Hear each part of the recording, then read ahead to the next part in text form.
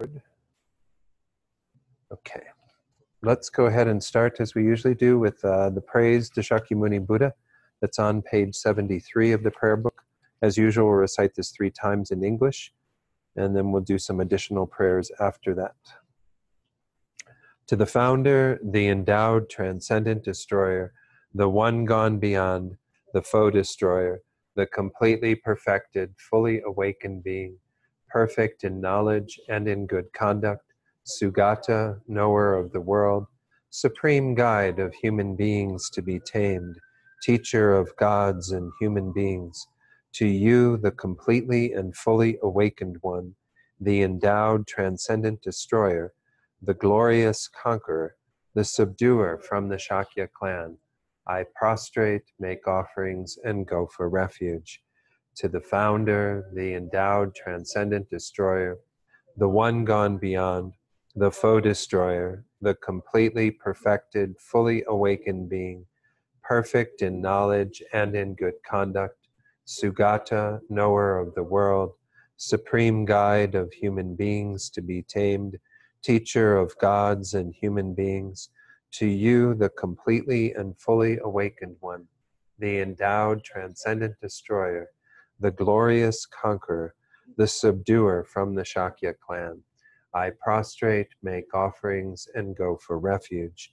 To the founder, the endowed, transcendent destroyer, the one gone beyond, the foe destroyer, the completely perfected, fully awakened being, perfect in knowledge and in good conduct, Sugata, knower of the world, supreme guide of human beings to be tamed, teacher of gods and human beings, to you, the completely and fully awakened one, the endowed, transcendent destroyer, the glorious conqueror, the subduer from the Shakya clan, I prostrate, make offerings, and go for refuge.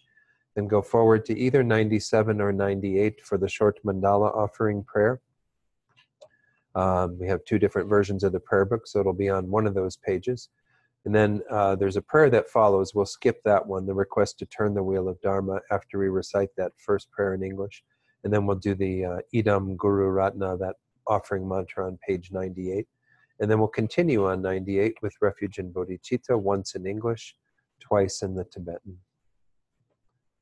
This ground anointed with perfume, strewn with flowers, adorned with Mount Meru, 4 continents, the sun and the moon. I imagine this as a Buddha field and offer it. May all living beings enjoy this pure land. Idam Guru Ratna Mandala Kam Niryata Yami. I go for refuge until I am enlightened to the Buddha, the Dharma, and the Supreme Assembly. By the merits I create through listening to the Dharma, may I become a Buddha in order to benefit all sentient beings. Sangye chodang soki choknam la jangchu bardu dakni kyabsu chi daki chunyengi pesonamgi Jola penchir sangye drupar shok Sangye chodang soki choknam la Jangchu bardu dakni kyabsu chi Daki chunyengi peso namgi Dola penchir sangye drupar sho. All right, you can set the prayer books aside. We'll do a short meditation before we begin. As usual, spend a few minutes first focusing on the breath, or whatever object. If you're using another object in your meditation, you can focus on that. But this first part of our meditation is to stabilize the mind some, trying to let go of any distraction, and if the mind wanders, to guide the mind back to our object of meditation. Then after a few minutes of this, I'll lead you in a short reflection to set motivation for tonight. So I'll ring the chime to start the meditation, and we'll go forward with that.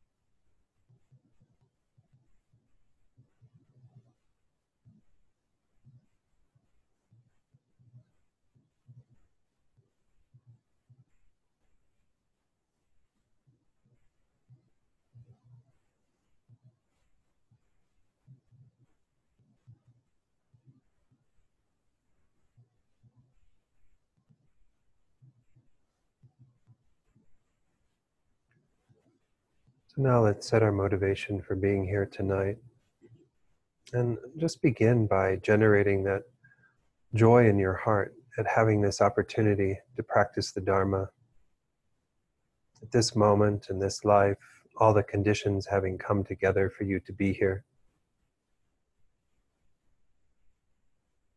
And we've created the causes for this through our own good intentions in the past, our own good actions. They have culminated in this moment, our ability to access the Dharma, to use this life meaningfully, to use it well. When we look around the world, we see that it is quite rare, truly, to have all these conditions come together. First of all, to be born human, already quite rare. When we look at just this world and the countless other beings that exist in the oceans, in the air, on the land, that weren't born human this life, that didn't have that good fortune. And the Buddha says there are countless other beings in a number of other realms, both the higher and the lower realms, who don't have the good fortune that we possess in this human life. But even among the humans that are born in this world, it's quite rare to have that predisposition to practice the Dharma, an interest in working on one's own mind, developing one's own qualities, removing the negative tendencies. So we can feel, very privileged in a sense that we have created the causes and conditions to be here tonight, but acknowledging the small numbers of us who do make some effort in this path. We have to recognize that this is something we have to definitely take advantage of and make the most of. Because all those other beings who don't have the good fortune that we possess depend upon us. They depend upon us and all the holy beings to be able to find this path and to practice it. So we have to work on ourselves and accomplish enlightenment quickly so we can become more adept at helping them to find the Dharma and to practice it well. So all of these beings that aren't in this room tonight, we're doing this particularly for them. They're the object of this mind of bodhicitta. All sentient beings. We are here so that we can accomplish their welfare, that we recognize that we have to work on ourselves to do this. We have to become more capable. So generate the mind of bodhicitta, that is that sincere wish that you are able to achieve your greatest potential, the state of complete enlightenment, so you then can lead each and every single sentient being to that same state, however long it takes.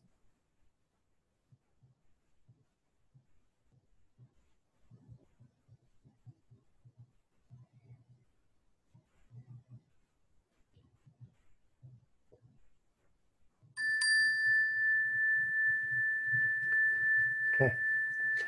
So one thing I'll say before we get started tonight is that I'm anticipating I'm going to have some problems with my slideshow, but maybe I won't. Who knows? I did want to check in and see how things went on the Wednesday, last Wednesday when I was away. There was a discussion group. Anything from that anyone wanted to report, or any questions that came up, or anything that needs to be? No one came. No one came. It was the Rachel discussion Mary group. And I, Oh, and Mary. Mary Mogenberg and Okay. I had a phone class. Had a phone class. Okay. Okay. Well, again, I hope you all did something wonderful and virtuous that night. No, it's again, I'll emphasize, like I did last time, that if you can't come to something like the discussion group, I mean, it would be good to maybe partner up with someone else in the class and at least talk through the material. It's kind of interesting. We did this in the master's program. We started off with trying to adopt debate, Tibetan debate in our program. And I told a few of you this before, but it got to be a little too emotional for people, because Tibetan debate is really like, you're trying to get people to respond really quickly, and they're on the spot, and you're having to formulate your thoughts and get the words out. And we even had some people who were crying in debate because it's emotional for people who aren't used to that style of learning. It's not like, debate like we have in our schools in the West. That can be emotional too, but nonetheless, it's really challenging for people. So then we went to discussion group, and you do find that when you're prompted with certain questions and things, that to be able to explain something that you've heard and you've never formulated in words for anyone else is challenging. It helps you to articulate your own thoughts about it, and to have others hear those thoughts and bounce them off of them and say, well, that's not quite how I hear that. That's not quite how I understand that mental factor or that, whatever. So I think, again, if you can't find time when we occasionally do these evenings here, then try to find some time on your own. We used to run these classes, and we can certainly go to that if people want to. In the winter, it's a little more challenging, but we used to run these classes a little bit later, and that's why we start at 6:45, is because we decided to insert some discussion time, and it would go till 9, actually. We'd start at 6:45 and roughly teach till about 8:05, somewhere in there. And then there would be a break, and then people would do discussion for a little over half an hour, and then collect back and see if there was any feedback from the discussion.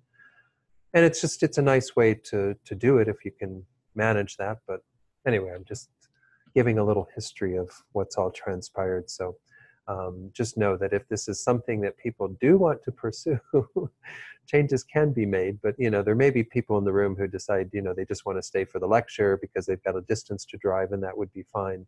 But those who would like to participate in discussion, if there's a large enough group, I think it would be nice to begin to offer that again. And I would usually stay on and kind of overhear the discussions, and then again bring everybody back together at the end. But anyway, so that's just another idea that we can play with if we'd like to. So we are working our way through the second. Any other comments from anybody? Okay. Let's go through to where we were in the text when we left off a few weeks ago. We're getting ready to go into haughtiness. I actually went to the Free Dictionary. They have like the little thing you can press to hear it pronounced in both American English and British English. And the woman goes, haughty. Haughty. They don't say, I think they do say haughtiness, but anyway, haughty. It's, I don't know, just a very British word to me. But so we're on page 74. Sorry for all that little interspersed stuff. We're working our way through the secondary afflictions. Let me put this on the screen really quickly, and then I can take it back off if it works. We were going through these secondary ones, which are, as it shows on the screen here, related to the 3 root afflictions. When we went through the root afflictions, there were actually 6, you'll recall, but the 3 that are often identified as the main ones are anger, ignorance, attachment. And so again, I've color-coded this up there, and do have a copy of a sheet that I've given to all of you.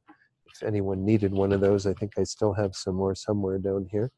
But anyway, this is a way to be able to keep track, like your little scorecard of where these all come from. We do get into it in the definitions in the text. They usually refer to it. Does anyone need one, Rowena? Anyone else need one for tonight, even just to look at for tonight? It's not going to be up there all the time, though. So we worked our way through these first several, that most of them had to do with anger, a few involving ignorance. The last class we went through miserliness, which had its root in attachment, obviously. And then these 2, deceit and dissimulation, that can be related to attachment or ignorance. So again, and by ignorance here, we aren't talking about the ignorance of the nature of reality, because that is with all of these delusions. We're talking about a grosser form of an ignorance where we're being ignorant of some other teaching of the Buddha or some other way of practicing, and so on. Concealment, for example, where we were having an ignorance of the need to reveal our faults and to be willing to admit to the things that we have done that were not so virtuous. So we made it up through deceit and dissimulation, these 2 that kind of are paired together. And then we're going to go on to haughtiness tonight and continue on with our exploration of these. You'll see that We only have one more that deals with the anger, and then we have a few that could come with all three, that could be rooted in all three of these. But most of what we have remaining is actually ignorance, a lot of them that come from ignorance. And keep in mind that as we go through these, the reason why these in particular are being singled out is because they do have a strong impact in a negative way on our spiritual practice, either on our practice of morality or concentration, wisdom, so on. So let's go stop the screen share with the folks at home, and let's go to the text. We're on page 74, as I mentioned, and let me go through what our author says about haughtiness. He quotes once more Asanga's Compendium of Knowledge. By the way, some synonyms for this are conceit. Some people use arrogance, but arrogance sometimes is equated to pride. Obviously, this is related to pride. Just so you know, the Free Dictionary's definition of haughtiness was an overbearing pride evidenced by a superior manner toward inferiors. So there's a condescending nature to this. Whereas pride can be, somebody can feel that sense of elevation, but maybe it doesn't manifest in condescending attitudes towards others, that they can often, it's palpable to people when somebody's haughty, when somebody's got that kind of mindset. So the question is asked, what is haughtiness? It is a joy and mental happiness upon seeing one's own good health, youth, signs of long life, or contaminated success. I like that phrase, contaminated success. It's not success that's, in a virtuous way. It would be something that is, contaminated by these bad thoughts, and is involved with attachment. It has the function of acting as a support for all root afflictions and secondary afflictions. So again, it's not that it's there with all of them necessarily, but it can be a support for all of these others. That sense of superiority that we're feeling in regard to ourselves, this, as it says in the next phrase, puffing up of the mind. This is similar to what we saw with the root delusion of pride. Just as it has been said above, it is a puffing up of the mind due to joy and mental happiness upon observing one's own good health, one's prosperity, and so forth. Since it produces all afflictions, it acts as the root of non-conscientiousness. So non-conscientiousness we haven't gotten to yet. On your little scorecard, this is number 17. We'll get to it eventually. Non-conscientiousness, we saw conscientiousness in the virtuous ones, right? So it's the opposite of that, where we aren't conscientious about our behavior at all. We lose any awareness around what it is that we want to do, how we want to be in the world, and so on, what we need to pay attention to. So we'll get to non-conscientiousness, but this is the root of it, some sense of that. Again, pride is part of this, definitely, but it's a variation on pride. There's a text that's quoted here. I don't know what this is, if it's a sutra or what. It's called the Exhortation to the Exceptional Resolve. It says, let's read this verse together. It's kind of nice sometimes to read these. This haughtiness is the root of all non-conscientiousness. Do not deride an inferior, fully ordained monk. You will not attain liberation in an eon. This is the sequence in this teaching. So again, when we have that kind of haughtiness, it can cause us to put our nose down, towards anyone who, regardless of how we see them, they might be an inferior in terms of particular qualities and so on, but that's going to be dangerous for ourselves in terms of our own spiritual practice. We recall when we talked about pride, and we got some of this, we could say some of the same antidotes we had to pride are involved in haughtiness. But, the opposite of pride is the real genuine humility that we want to practice with, because if everything that we approach, every person that we meet, every teacher that we have, we feel like we're in a position to benefit from them, we see them as having some superiority in whatever way, then we can be in the best position to benefit. If we think we're superior to them right from the beginning and look down on them and think, oh, we're such great stuff, they're nothing, well, then we're never going to learn from those people. And we can actually learn a lot from people who might be in a so-called inferior position to us. And then there's a quote here. This is Nagarjuna's text, Letter to a Friend. Let's read those two lines. Look upon haughtiness on account of youth or greatness of lineage, physique, learning, or power as an enemy. So we can see that, again, it can become a real enemy for people if they become obsessed with that self-image and how they see themselves, and then thinking that nobody has anything else to offer to them, because of their standing and what have you. Yeah, Bob. Yeah, I mean, when I read all those sections here, Uh-huh. to me, it doesn't really seem very clear. Mhm. The beginning part, being happy that you're helping or whatever, to me doesn't really seem all that bad. Right. And then if you switch to the other thing of popping up, it seems identical to pride. Right. So it's really hard to see The difference. the Yeah. difference or what they really mean by Yeah. that. What is the key point that they're really looking at? Right. So Bob's just bringing up the point that it is hard when you look at this because it's just such a short section. There's really not a lot of detailed explanation to see the difference between this and pride. We're going to go into Geshe Rabtin's commentary. It gives a little bit of a different flavor of it, but again, I think we just acknowledge that they're very close. One, pride, as I said, we could have pride just simply manifesting in terms of our own inner thoughts, and that may influence how we kind of look upon others, but it doesn't necessarily manifest in terms of how we relate to them, I guess, is maybe this, and this is my estimation of it, is that this is more a relational kind of thing, that when haughtiness is present, then it's more evident to the person that we're talking to, and it's more where we're coming from and how we are approaching them, how we are looking upon them. And so, again, it's not to say that it has to be present with our physical or verbal demeanor, but it's definitely something that becomes more a factor there. Yeah, Bob. Yeah, the only other thing I can see some of the discussion in here, it almost seems like really emphasizing the pulling down of barriers. Maybe it's that aspect also. It's just so hard to tell. No, there really isn't that much. Let's go. Did anyone have anything to add to that?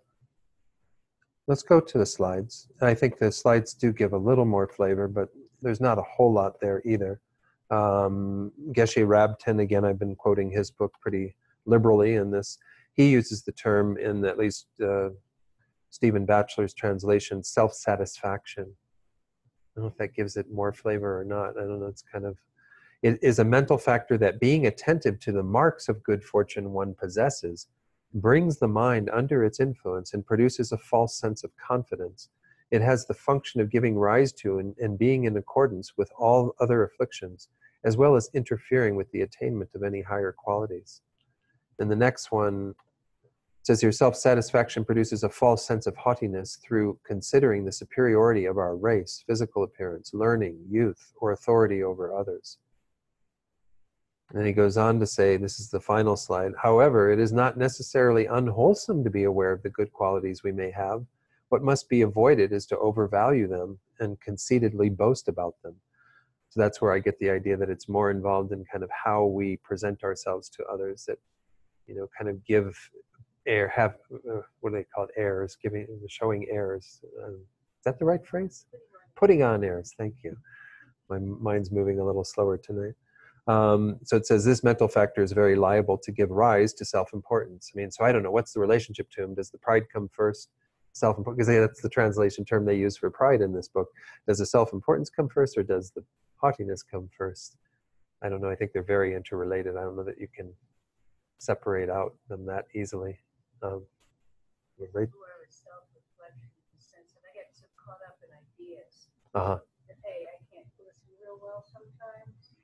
Mm. But then I start running with some idea, and I find I talk people down because I'm caught up, like very mesmerized with my own train of thought. That might come under non-conscientiousness more than haughtiness.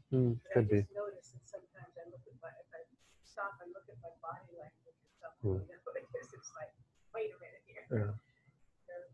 So Rowena was just relating some experience she has with kind of how your ideas that you might have that don't allow you then to necessarily listen fully to what others have, and then to present them in a way that might not be as conscientious, and it might be closer to non-conscientiousness. But I think that's part of it. And we get really attached to a view of ourselves and kind of our own way of thinking and our own thoughts. I mean, it happens in society a lot. You know, there's a lot of haughtiness, I think. Were you going to share something, Rachel, before Bob? Just you Yeah, had, I was just, I mean,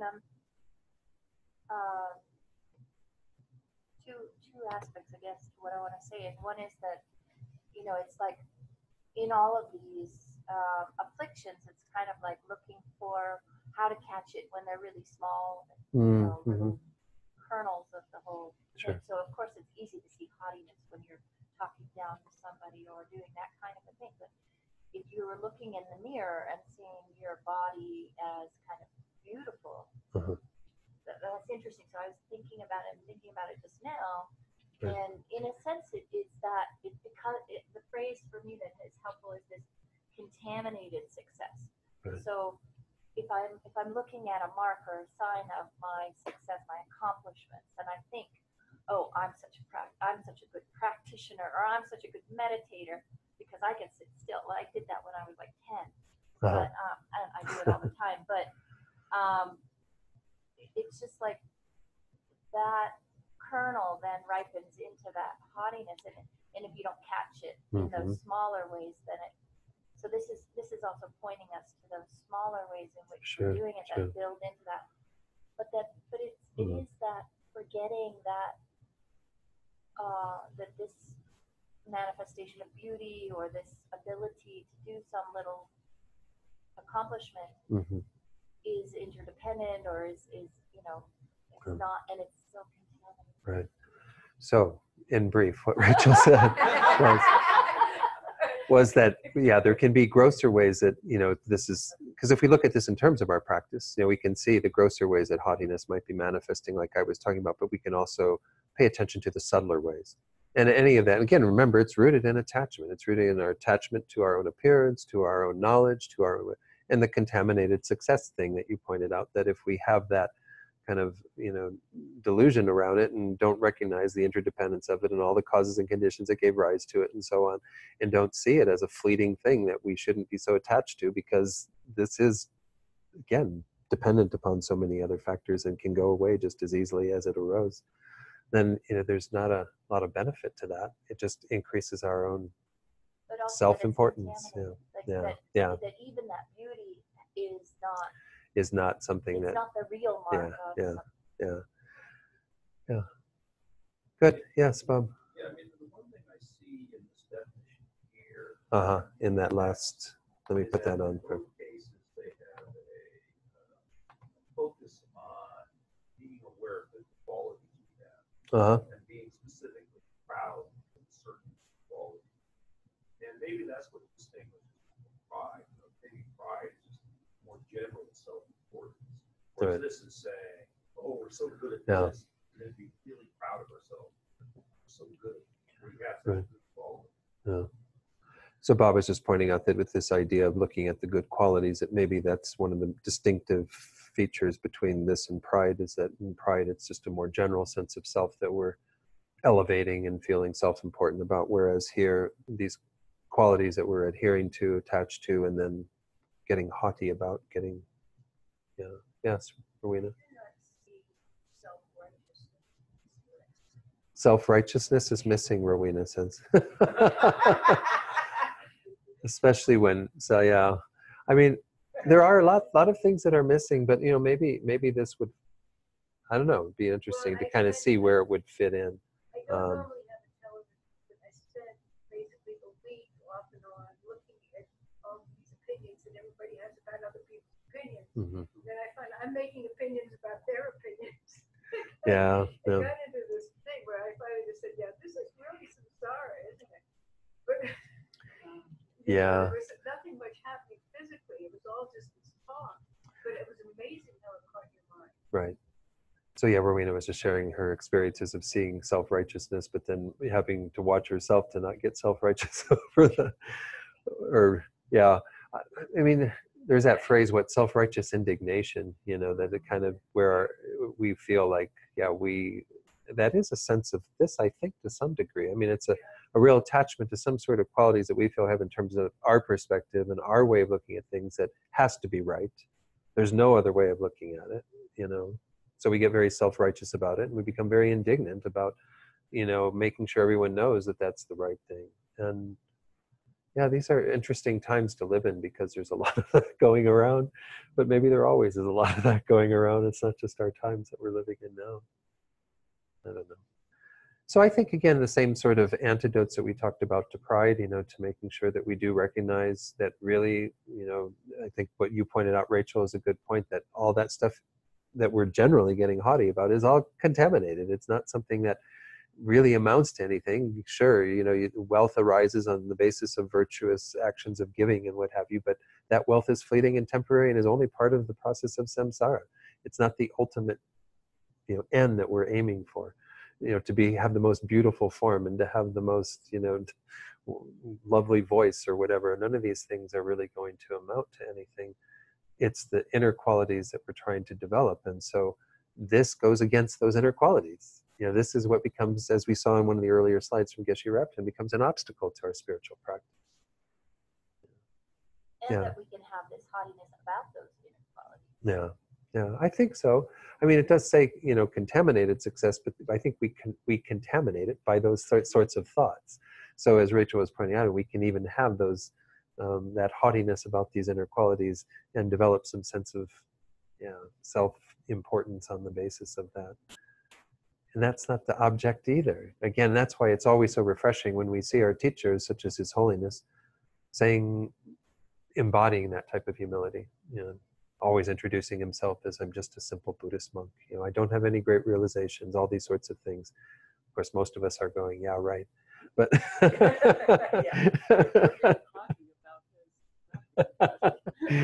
yeah, that's possible. Getting haughty about his not being haughty. But so shall we move on? I think this is good. I mean, again, it's good to have a little discussion at the end of each of these. I'm not sure I've been doing that with every one of these about how we antidote these. We did that a lot with the earlier ones when they were the root afflictions. But so let's go back to the text and go to this last one that comes from anger alone. This is harmfulness. And it says, regarding harmfulness, Sangha's Compendium of Knowledge says, what is harmfulness? It is involved with anger. It is non-benevolence, non-compassion, and non-mercy. It has the function of harming others. Just as it has been said above, it is a wish bereft of benevolence to harm sentient beings. So obviously harmfulness is one of the main enemies to all of our progress on the path. The Buddha's path is one of non-harmfulness. We did see non-harmfulness as one of the virtuous mental factors. It's back on page 47. And it's akin to compassion. I mean, non-harmfulness is the mind of compassion that cares about the suffering of others and consequently never wishes to harm them, and in fact, ideally wishes to help them, to benefit them. So the mind of harmfulness is obviously an elevated state of anger where, again, we don't have any of that compassion or mercy or kindness towards others, and instead we want to harm them, to actually inflict hurt upon them. So here the synonyms, non-benevolent and so forth, in the citation above, non-benevolence, non-compassion, non-mercy, are explained in the commentaries as follows. Since it is a wish to harm by oneself, it is non-benevolence. Since it is a wish to engage others in harming, it is non-compassion. And since it is a rejoicing upon seeing or hearing others acting to harm, it is non-mercy. So that's not maybe evident in the English translation of these terms, but we can see how harmfulness can manifest in really pretty outrageous ways. Doing the harm oneself is one thing. To encourage others to harm others, we see that in the world as well, right? That's even worse. And then to rejoice upon seeing or hearing others acting to harm. That's obviously where, we become kind of identified with that harming mind. So when we see this, again, we see it in ourselves. That's the whole objective of this entire thing, is to recognize those moments that we have of that type of mentality. And maybe most of us have gotten to a point where it's only arising in a thought form and not really arising in terms of action. That's great. Sometimes it might arise in the form of speech, but hopefully not in terms of physical action to harm, because we can harm others with our speech as well. But nonetheless, when we see it in others, it should provoke more compassion on our part, not condemnation because they're following this mind, but a recognition that under the control of this mind, beings can do a lot of harm and can thereby cause their own suffering, because this is all rooted once more in the whole concept of karma. That is, when one is inducing this mind of harmfulness towards others, then they're only creating the cause to be harmed themselves. So it should break our hearts that sentient beings are acting from this place of harmfulness. But as I said, to try to look at this for ourselves. So that's one way to antidote it when we see it in others, and if maybe it wishes, we get the wish to harm others who are harmful. And we have to recognize that this is not the answer. There's that wonderful phrase from the Dhammapada that hatred is never healed by hatred, but by the hatred never overcomes. Hatred never ceases hatred, but by love alone is healed. That is the ancient and eternal truth. I think it's something like that. Anyway, do you have a better version of it, Rowena? Anyway, this is something that we forget in the world, and of course, more people put energy into hating others who are hateful and who are doing things to harm others. So we have to antidote it by understanding that the answer is love, the answer is kindness, the answer is benevolence, compassion, and so on. And then for ourselves, whenever we have a harmful mind towards a sentient being for whatever purpose, that we recognize their situation. Just as we did with anger, we see them as under the control of their own delusions. As a sentient being, they aren't the problem, the delusion is the problem, So don't get mad at the sentient being, get mad at the delusion. Want to abolish the delusion, to do whatever we can to help those others, not to harm them. Now, there will be times when we have to use force. Again, in Tibetan Buddhism, we're fond of this term, wrath, being wrathful, having wrath as like a compassionate form of intervening in a more direct way, a more possibly even, what would look like harm, but is not intended to be harm. It's intended through compassion to stop someone doing from what they're doing. But you have to have a pretty clear mind to use, that form of compassion in that wrathful way. So let's go through the slides, and then we'll see if there's any other comments on how to work with this. We'll go back to, hopefully my slideshow is still working. I just have problems with my PowerPoint software sometimes, so it's working well tonight so far, knock on wood. Cruelty is another term for this. Let me see if I had any others that I wrote. No, I didn't. This is what Stephen Batchelor translated as.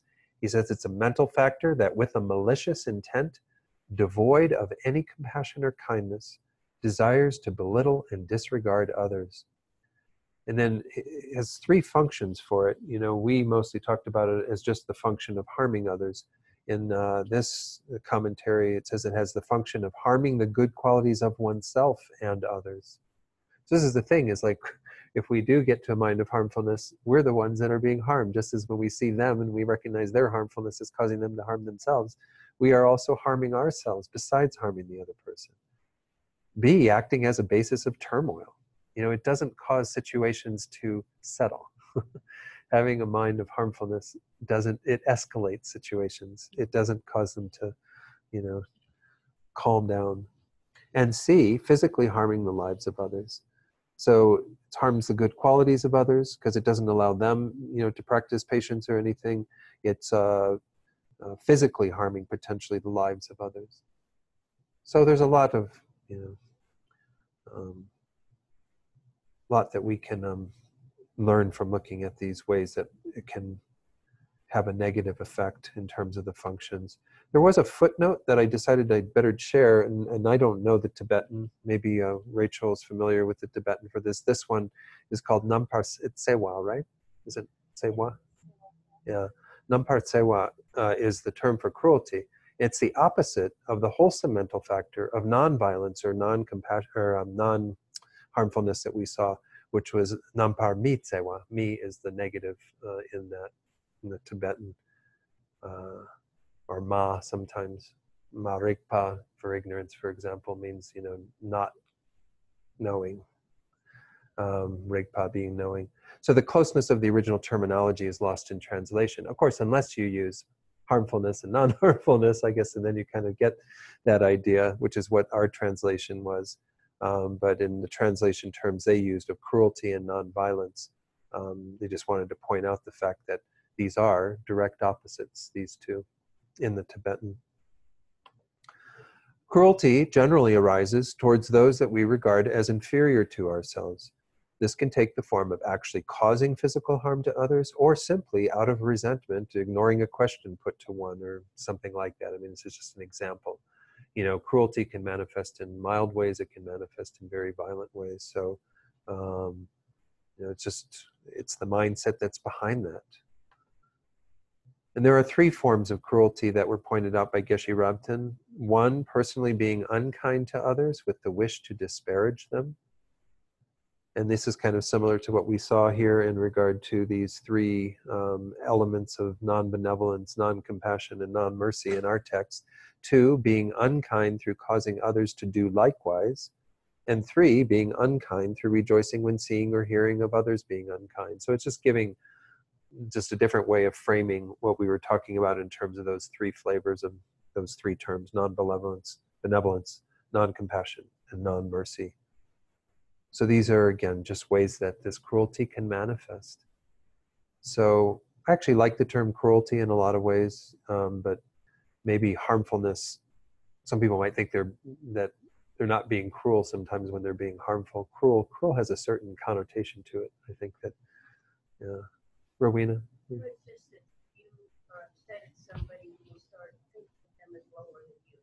Any old business will do. Right, You know? right. And so then all of a sudden there is other that doesn't have the dignity that you supporting. Right. It goes from Yeah. all the way to the floor. So Rowena was just pointing out that, on the basis of whatever criteria, we have this mind of cruelty and immediately are subjugating somebody, putting them to a lower level, not allowing them to have the dignity to see them as equals or even potentially as superiors, that we can actually see them as someone that could benefit us and be, this is where we can see that definitely this is an active force in the world that has been behind so many of the problems in this world, where people are looked upon as being inferior, and cruelty towards them, harmfulness towards them, is seen as completely justified.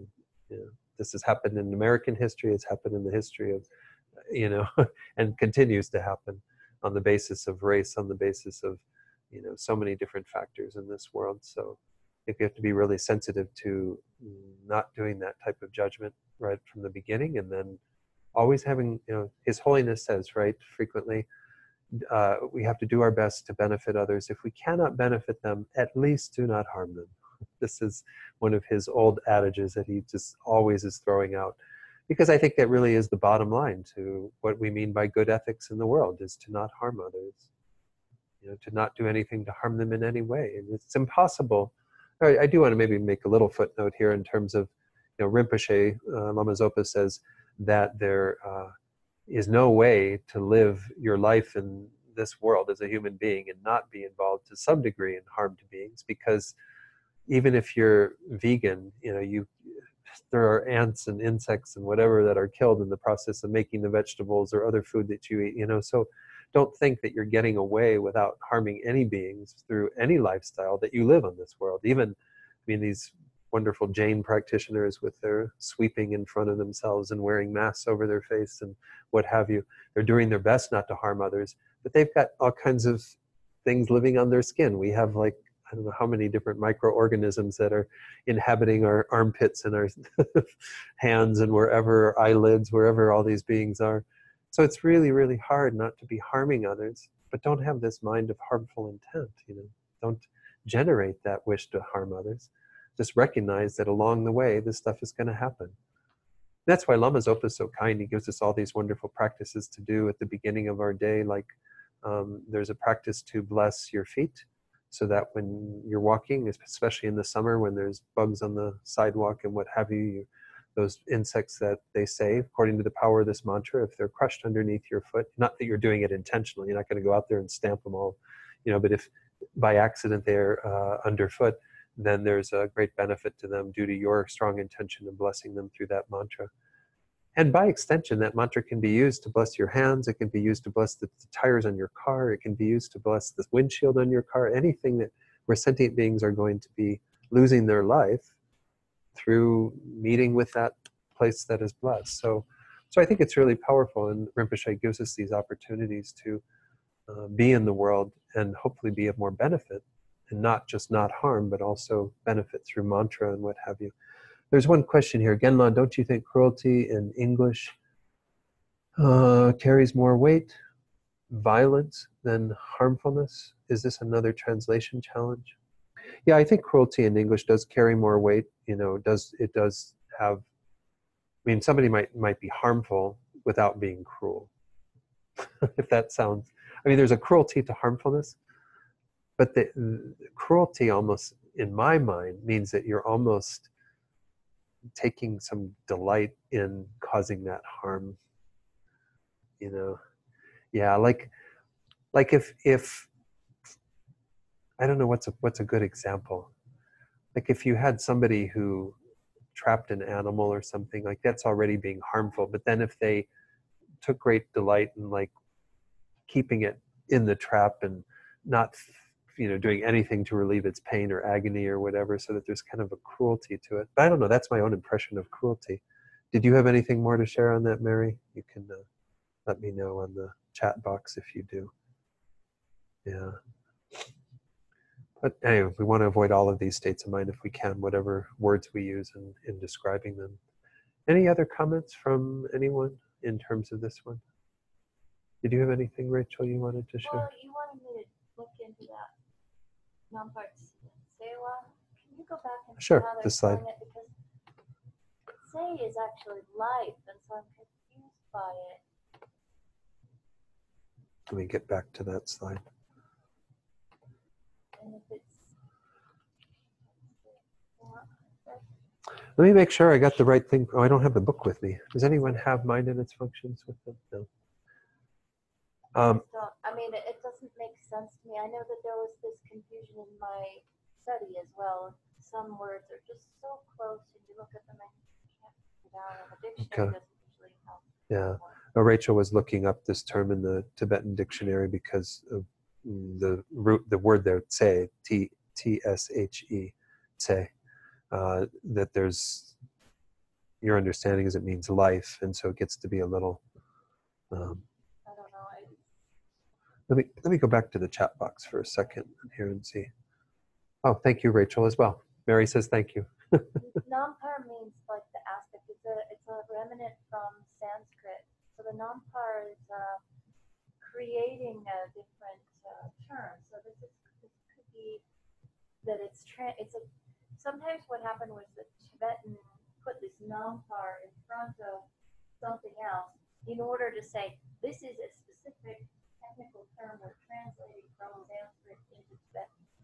So, but it's just such a kind of glaring thing to go from life to cruelty. That I just don't understand the quite derivation. get Yeah.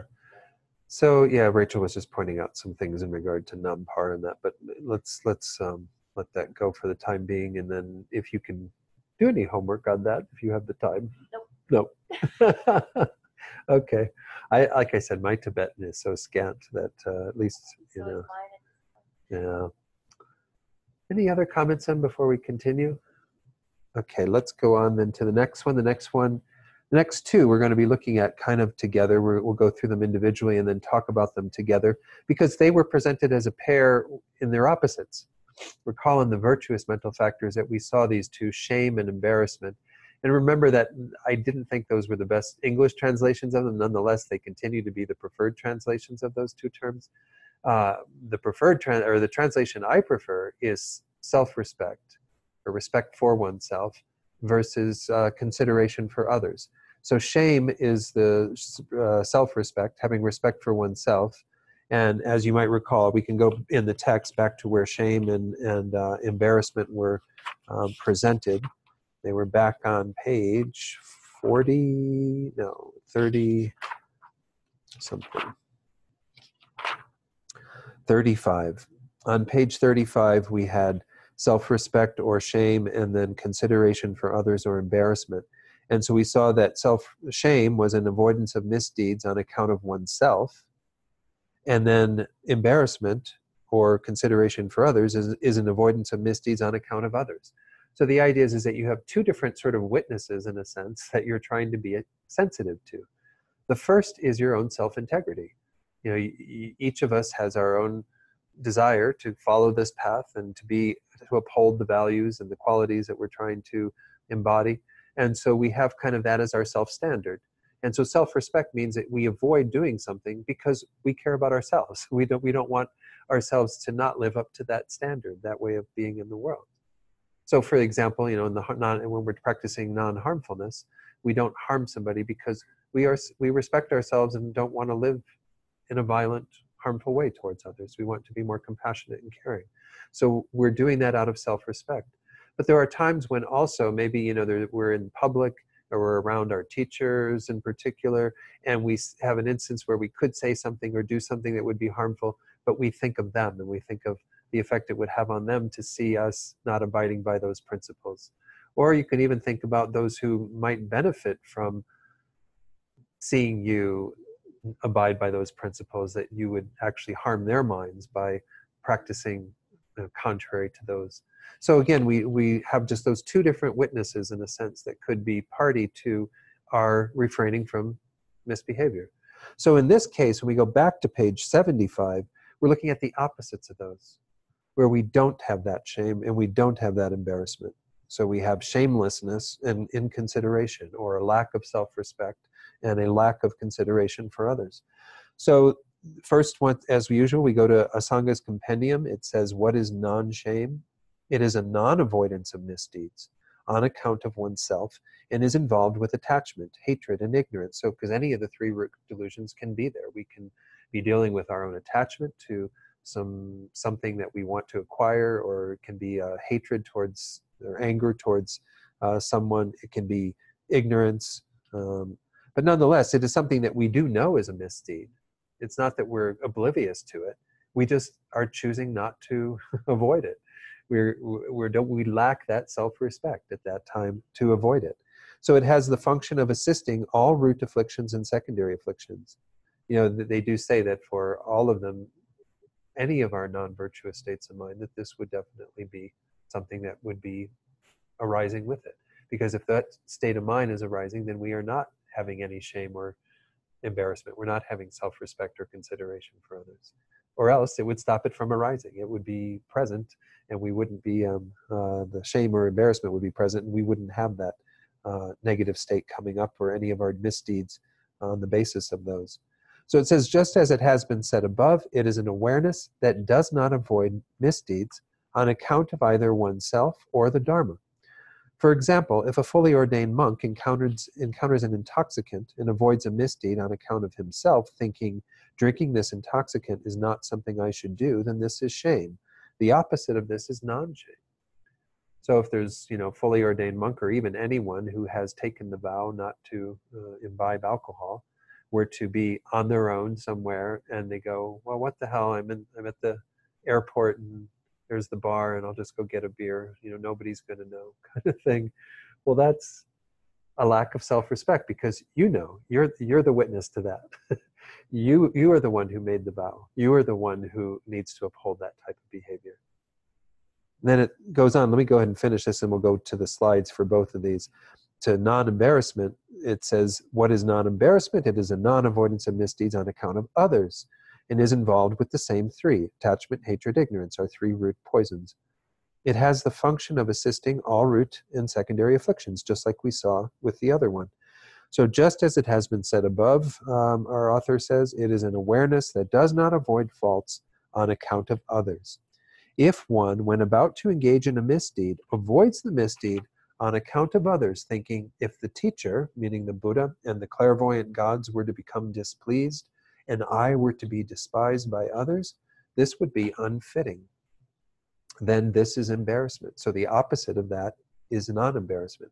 So it's the same scenario. You know, you're there on your own. There's the bar that you'd be tempted to go have a drink, and you have that thought, well, if the Buddha were to see me, or even if you were to think, you know, your own teachers, you know, if the person who you took that precept from were to be there present with you, well, then what would they think of you? You know, again, it's not like they would despise you in a sense. I mean, it says there can to be it says displeased, and you were to be despised by others. but the idea is that you don't want to do things that distance yourself from those holy objects, those beings who are playing a role in your spiritual path. And so, we also, I mean, again, doesn't mean that we should only think in those terms, because there are other people, once more, that are affected by our behavior. So let's use the example of a fully ordained monk or nun. Say they're traveling and they decide to have a drink. Well, then a lot of lay people who, particularly in some Asian countries, might react quite strongly to a monk or a nun going and getting a drink, right? Because they know that that's not something monks or nuns should do. So I think I mentioned once that when I first started teaching the Dharma, I realized how careful I had to be while I was out and about in Santa Fe, because you don't know who I might upset, and then they come in the door and they go, "Oh, there's that guy that got me angry," So then they're going to lose their desire to come to teachings here because I've influenced them in a negative way.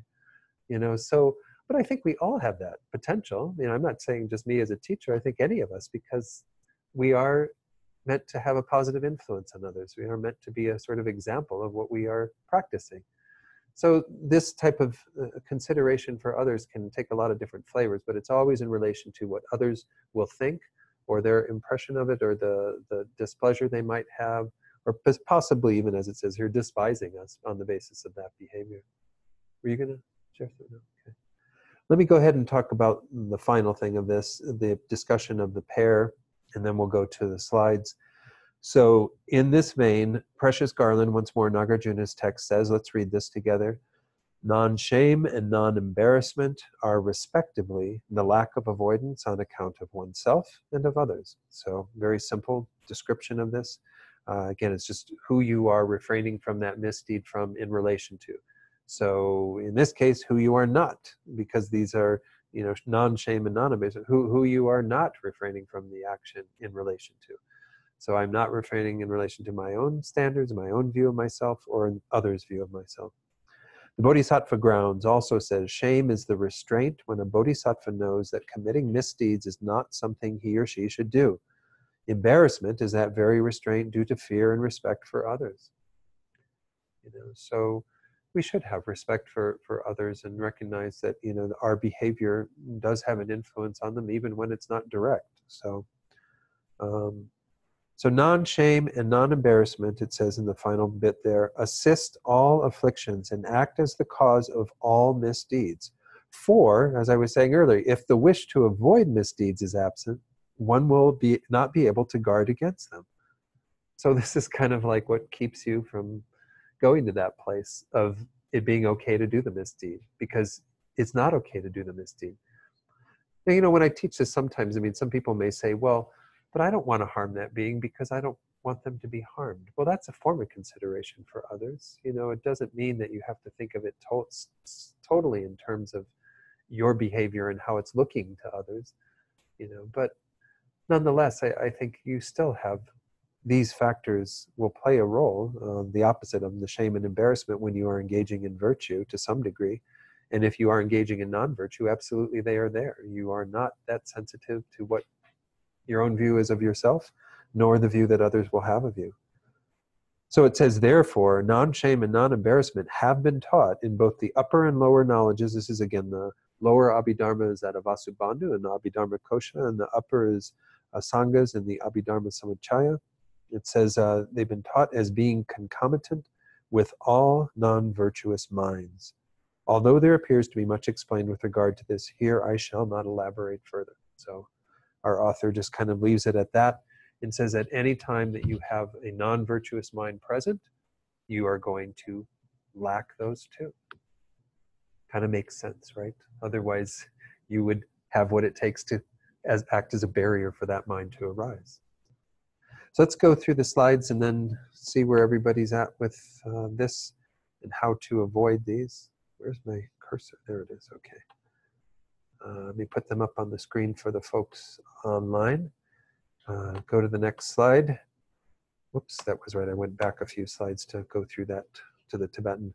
So shamelessness is what it's called in Stephen Batchelor's translation, is a distinct mental factor that does not avoid the unwholesome, either for reasons of personal conscience or for the sake of the Dharma. So again, that's because we have a commitment to the Dharma, so we are going to uphold because the Dharma is our measure for how we want to be, or we have a personal view of ourselves of what standards we want to live by, and we avoid doing that. In this case, we don't avoid doing that because we're lacking that. It acts as a supportive condition for all root and proximate afflictions and as a basis for spoiling the guarding of one's vows. It is the opposite of the wholesome mental factor of self-respect or shame, as we saw. This was kind of curious. I mean, it just takes those two ideas, personal conscience, one's own view versus the Dharma, and just divides it into those two. So sometimes we might have a shamelessness that occurs because we're not really holding that measure of ourselves. At that time, we're letting it all go, not even worried about it. And then we have the shamelessness that might occur due to lacking respect for the Dharma at that time. Thinking, well, while we know the Dharma says we're not supposed to do this, I don't really care about the Dharma right now. Dharma is not important right now. What's more important is that I do that act, whatever that act might be. Non-embarrassment, in the translation there by Stephen Batchelor, he called it inconsideration for others, is a mental factor that without taking others or their spiritual traditions into account, wishes to behave in a manner that does not avoid negative behavior. Actually, this was brought up previously because I think in Geshe Rabtin's, we had that term that we, for consideration for others, that we take into consideration their spiritual traditions. And we had a whole discussion on that because does that mean anybody's spiritual traditions? And it really is primarily referring to the Dharma, because this is what we are upholding. So we don't, what someone else's spiritual tradition says, a lot of times there's common points of that we are in agreement with, but there may be other things that other people say this is proper behavior, but it doesn't fall into what Buddhism would consider proper behavior. So it's our spiritual tradition that we want to be dealing with here. In Tibetan, that word tradition, what it's often translated as tradition, I think it's a little bit of an odd word where you kind of it's that habit or that almost a lineage kind of thing. Yeah, it's more like how you choose to behave or something like that. So okay. The tradition is just one way of encapsulating that whole meaning, but it doesn't really mean tradition as in lineage. It's more your kind of presentation in the world. Okay, so Rachel was just sharing that the word tradition, that this is a translation of, in terms of the Tibetan term, has more the connotation of the way you're choosing to practice in the world and kind of how that is exhibited. So if you're with your teacher and right. they're choosing to be, very proper in their ethical discipline, if you don't have any consideration for that choice, it's that kind of a dynamic, not for their kind of external tradition of the lineage. Oh, okay. So Rachel was just pointing out that it's like if you were with your teacher and they were following a particular mode of conduct at the time, that you would be wanting to be in accord with that if you had consideration for them, not out of consideration for some external tradition or something that, It's a mode of being. Mode of being. Okay. Yeah, that makes sense. So again, this is obviously, something that we need to be attentive to. Yeah, last time we got into a huge discussion. I don't know if were you here when we had that? Yeah. But I didn't remember this. Yeah. Because it obviously does bring up some points, because if you were, and we even had, I think Chris was in the room, and she was talking about when she was in the Middle East, and you're around people who are of a different culture and a different spiritual tradition in terms of Islam and what have you, and do you need to abide by what they hold to be there? And obviously there's some times when it can be really useful. If it's something that isn't harmful in any way, then there's no problem with kind of conforming with others' customs and conduct and what have you.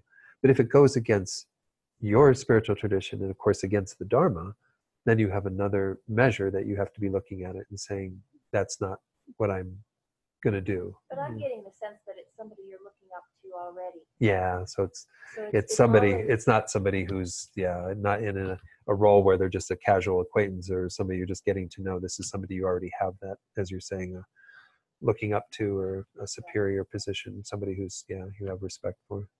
Okay. It acts as a basis for causing others to lose faith in oneself and to become agitated. It has the function of spoiling an immaculate conduct. So obviously, not having that can be dangerous.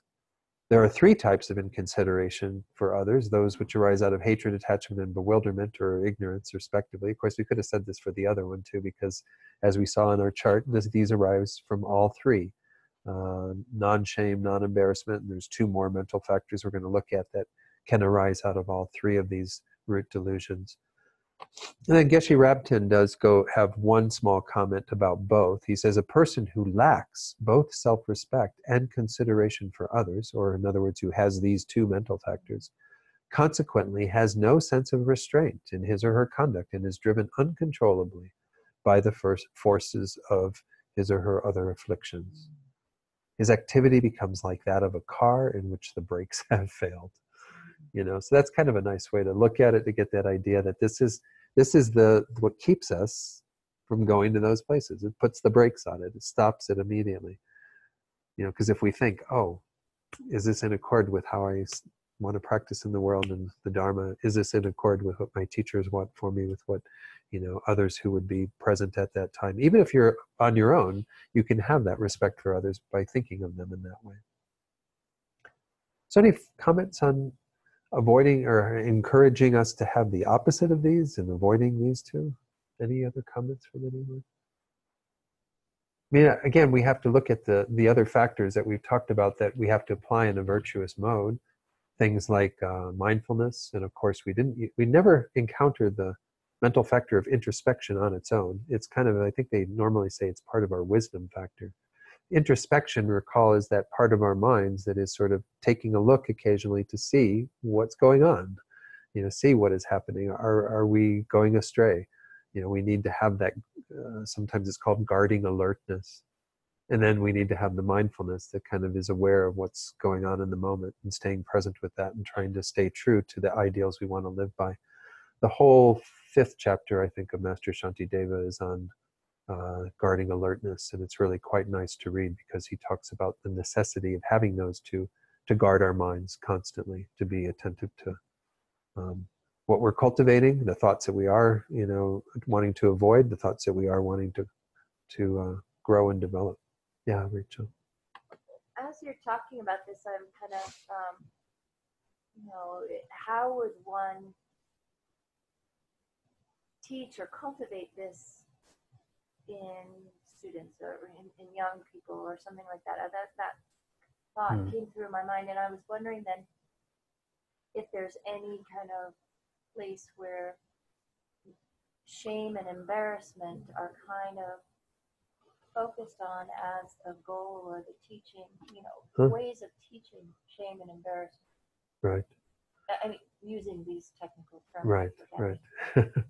Yeah, I don't know. Rachel's bringing up the idea. I mean, are there ways that these could be taught, especially to young people, to teach, not teach non-shame and non-embarrassment, obviously teach the virtuous ones, so that even from a young age, people grow up with that sense of, I mean, sometimes we call it a conscience. I mean, that's where we use the word conscientiousness for a separate mental factor.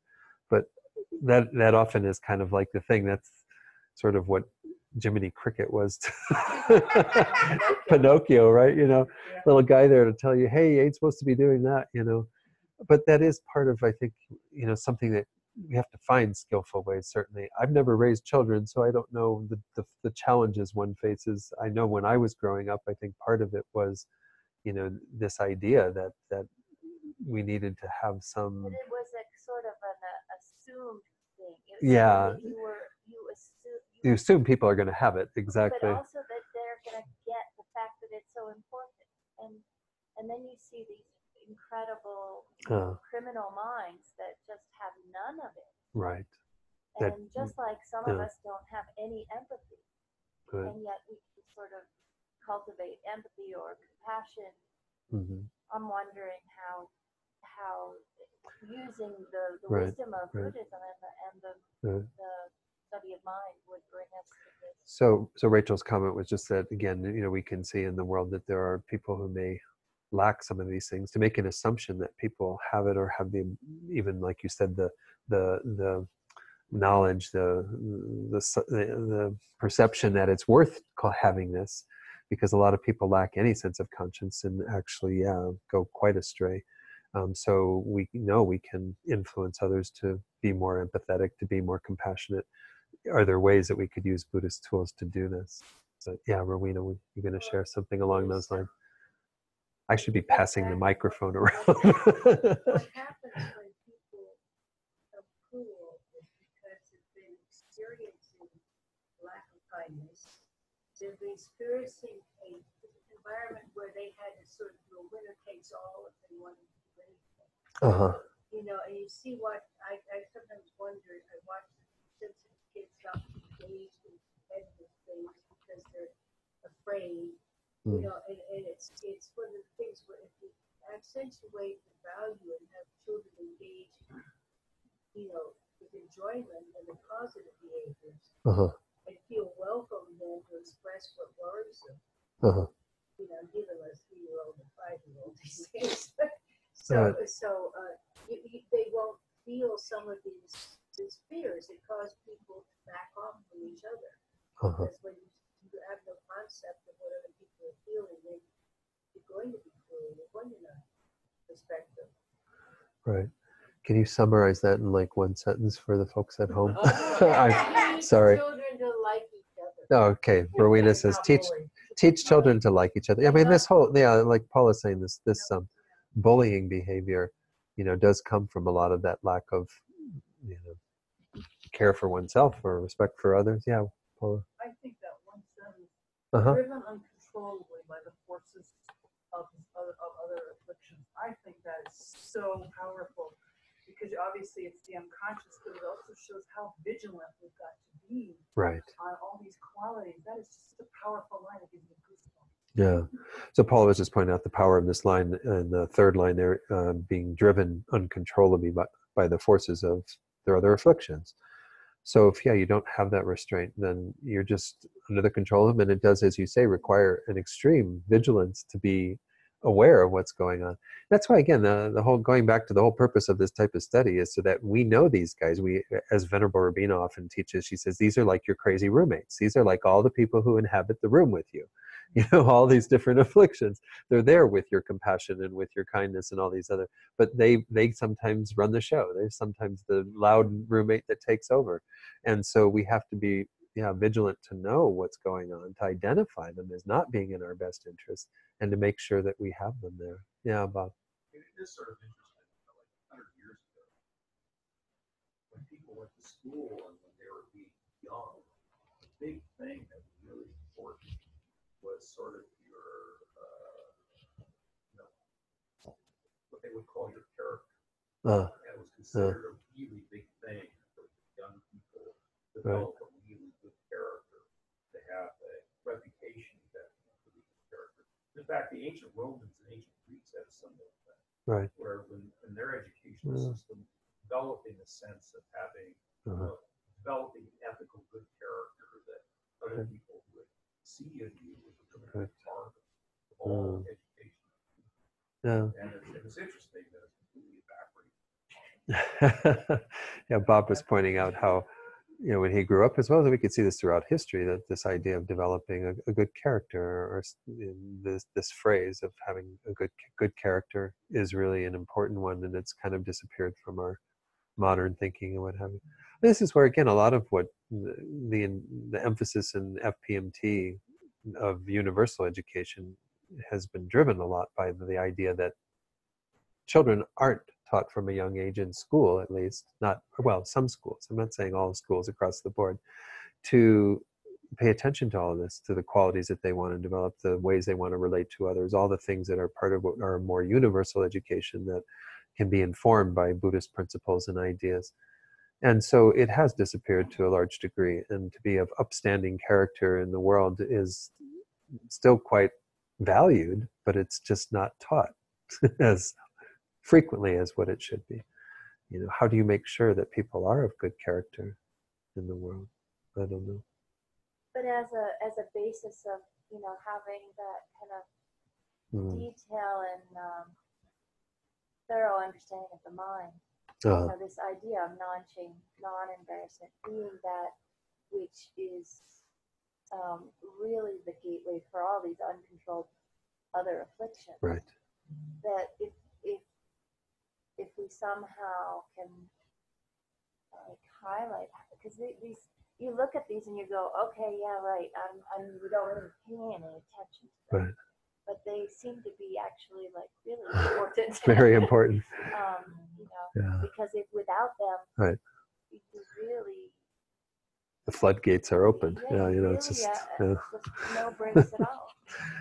Yeah, no, Rich was pointing out that that this is really, the emphasis needs to be put on these two as very important in our spiritual practice or in our lives, just living our lives in a moral, ethical way, because otherwise we don't have any way of controlling things. We are just unleashing things that will be ultimately harmful to ourselves and others. Look into it further as a way of really, even the ways that we break vows in small ways and things like that. It's right. To really start to kind of focus on how to develop these. Right. Right. So Rachel was just pointing out that that we have to be attentive to even the ways that we might break our vows, and we might call minor infractions or smaller ways, but to be attentive to all this to make sure that we do incorporate the use of these two. Yeah. And one thing, those of you who are holding vows, it is important that we get to know our vows really, really well. That's why we do have classes occasionally here, not as often as maybe what we should on the Bodhisattva vows and Tantric vows, those who have taken them. But, the 5 lay vows are easy enough to sort of discern what they're about, and they're pretty gross errors, most of them. So relatively easy to avoid. As you get further up the line, they become more and more easy to transgress. So vows are a particular way that we do need to be quite conscientious in using these factors. Yeah, Bob. Yeah, a lot of it is restraint word. Yeah. There's a lot of, this ancient thing on earth development. Right. It's really about self-control, self-discipline. Yeah. For certain key things that, young people were taught. Right. Yeah, Bob was pointing out how restraint and self-control, self-discipline, these things are the ways that we go about doing that. And that was how it was taught, that we had to have some control. I remember I grew up Catholic, so there was always that vision of like an angel on one side, on one shoulder, and the devil on the other. It's like they're in a little battle, that constant battle between good and evil. And you want to listen to, and of course there were always those cartoons where like the devil was the one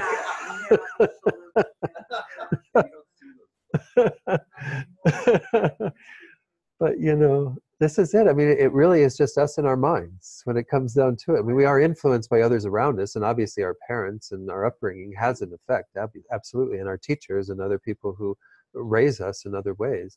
But it still comes down to ourselves. Are we going to have the wherewithal, the discipline to be able to control ourselves and not do all of the things that, one thing I do want to say while we're on the topic of discipline and vows is that nonetheless, my perception, the way I generally present vows is not to think of them as something that limits you, but as something that helps you get really clear about what the actual path is.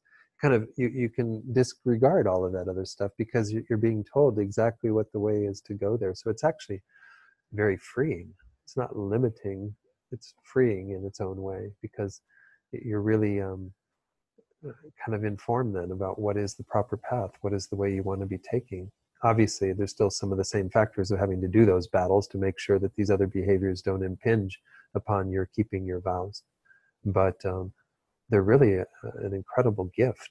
The value of vows, for those of you who don't know, is that when you live in the vows and keep them purely, then you are gaining the merit of holding those vows round the clock.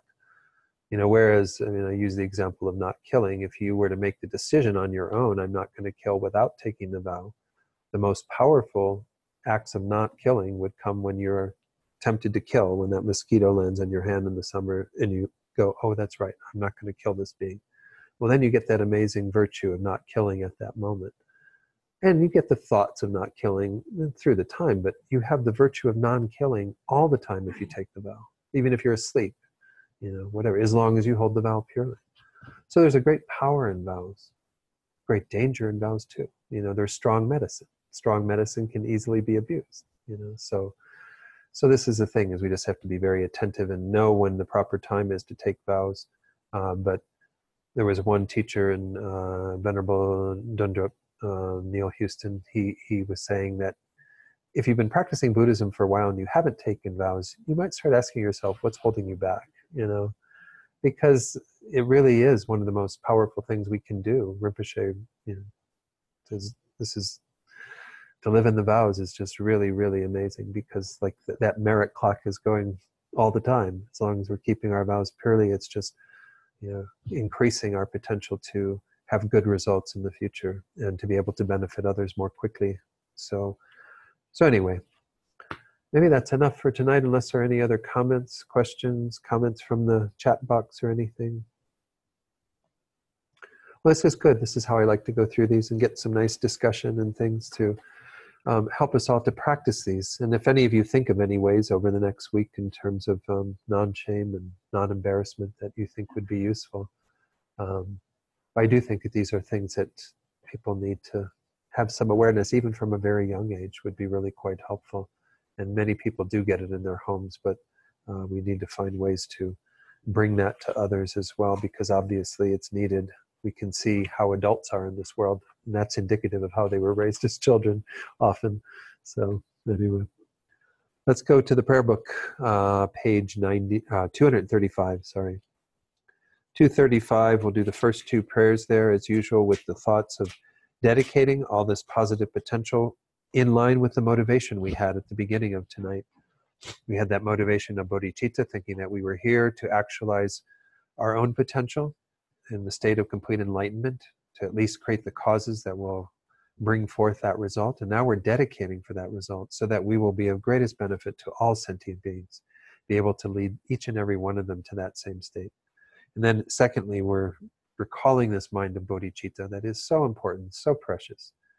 This is also a very powerful way to live our lives, to make that strong aspiration for this mind to grow and develop deeply within our own hearts and the hearts of others, and to never decline. So let's recite those two verses with those thoughts in mind. Due to the merits of this virtuous actions, may I quickly attain the state of a Guru Buddha and lead all living beings without exception into that enlightened state. May the supreme jewel bodhicitta that has not arisen arise and grow, and may that which has arisen not diminish but increase more and more. Page 244. We'll do the two brief prayers here for the long lives of His Holiness and Lama Zopa. And as we recite these, we can think about all the other spiritual guides that we have in our lives or that others have in their lives, whatever their tradition might be. And make strong prayers for the good health and long lives of these guides so that we and others will benefit from them for a long time and continue to have their benefit in future lives. In the land encircled by snow mountains, you are the source of all happiness and good. All-powerful Chenrezig Tenzin Gyatso, please remain until samsara ends. You who uphold the subduer's moral way, who serve as the bountiful bearer of all, sustaining, preserving, and spreading Manjunath's victorious doctrine, who masterfully accomplish magnificent prayers honoring the three jewels, Savior of myself and others, your disciples, please, please live long. Then finally, dedicate for those that you're holding in your heart right now. So we can think about our own community member, Nan, who is experiencing some medical difficulties. And we can think about anyone else that we're holding in our hearts right now. Those who are ill, those who are experiencing obstacles, those we know who are dying or who have died. You can think about, as well to dedicate for Julie and her wife Chris and their baby. Can't remember the baby's Finley. I thought it was like Finnerly or something. Somebody was saying the name and I was like, I didn't quite catch it, Finley. Anyway, poor little Finley. So we're praying for them as well. And again, whoever else we might be holding in our hearts, that all these beings may be free from their suffering and have all the proper conditions for finding true peace and happiness. And may all beings find complete peace and happiness through our efforts here tonight. Okay, thank you all very much. By the way, I did get some pictures of little Finley. I didn't want to just send them out to everybody to share them, but if you'd like to see them, you can, I'll show them to you. Okay, thank you all.